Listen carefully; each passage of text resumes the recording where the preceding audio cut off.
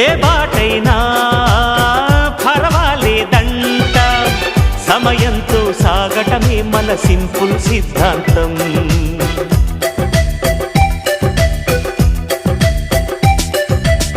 చిరుగాలికి పరిమళమిచ్చే సిరిమల్లెల వనమై ఉందాం, గగనాన్ని నేలను కలిపే హరివిల్లుల బంతెన అవుదాం.